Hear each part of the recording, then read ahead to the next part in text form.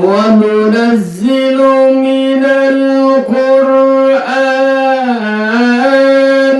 ما هو شفاء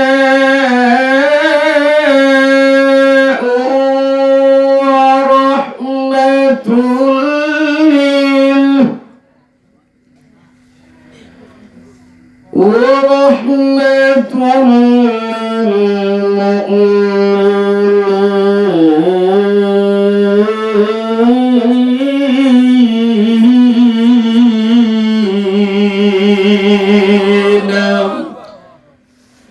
আর একবার আওয়াজ দিয়ে বলেন না আল্লাহু আকবার।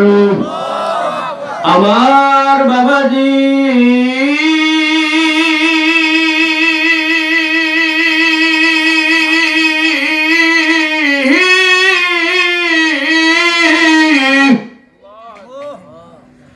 আজ থেকে ১,৫০০ বছর আগে আমার আল্লাহ রাব্বুল আলামিন পবিত্র কুরআনুল কারীম নামক কিতাব নাযিল করে দিয়া মানুষদেরকে জানাইলেন, মানুষরা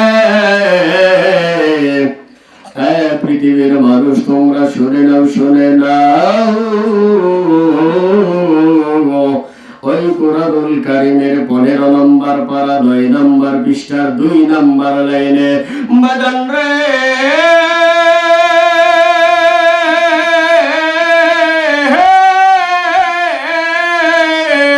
আল্লাহ রাব্বুল আলামিন সূরাতুল বনী ইসরাঈলের ৮২ নম্বর আয়াতে কারিমা নাযিল করে জানাইছেন, মানুষ আল্লাহ রাব্বুল আলামিন বলেন ওয়া নুনাজ্জিলু মিনাল কুরআন, আমি আল্লাহ রাব্বুল আলামিন এমন একটা বস্তু নামক কিতাব নাযিল করলাম যেই কিতাবটা হইল একমাত্র মানুষদের জন্য রহমত।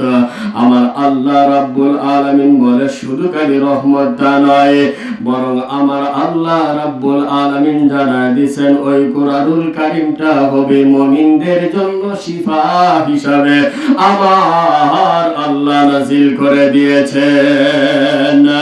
আওয়াজ দিয়ে বলা যাবে নাকি সুবহানাল্লাহ? আমার ভাইরা রে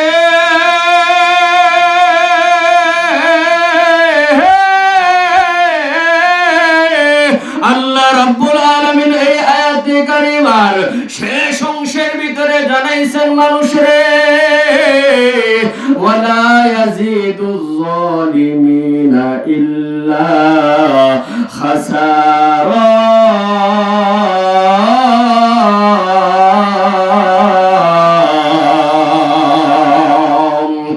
আল্লাহ রাব্বুল আলামিন বলেন মুমিনদের জন্য পুরা কোরআনটাই হলো শিফা এবং রহমত হিসাবে নাযিল করলাম, কিন্তু আমার আল্লাহ রাব্বুল আলামিন বলেন যারা জালেম হবে রে, যারা বেঈমান হবে, বেদিন হবে, এদের জন্য কোরআনটা কিন্তু শিফা না, এদের জন্য পুরা কোরআনটাই হলো বিপজ্জনক। কথা বলেন ঠিক কি না?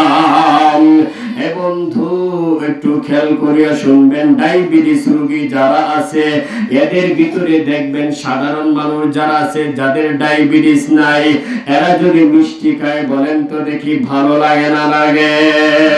অবশ্যই কিন্তু ভালো লাগে, কিন্তু যাদের ডায়াবেটিস আছে এরা যদি মিষ্টি খায় বলেন দেখি মিষ্টি বিপজ্জনক নাকি?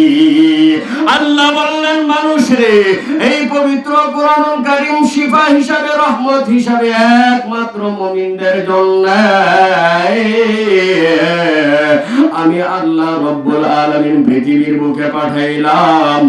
আর যারা বেঈমান হবে, বেদিন হবে, এই সমস্ত ব্যক্তিদের জন্য কোরআনটা কিন্তু শিফা নয়, ওই সমস্ত ব্যক্তিদের জন্য কোরআন হলো বিপজ্জনক। কথা বলেন ঠিক কি না? এবার আসুন বাদান রে, তাহলে ওই কোরআনুল কারীম মানতে রাজি আছেন? আমাদের প্রত্যেকটা মানুষদেরকে ওই কোরআনুল কারীম অনুযায়ী, ওই কোরআনুল কারীমের জ্ঞান অনুযায়ী আমল করার তৌফিক দান করো। সবাই বলেন আমিন। তাহলে বোঝা গেল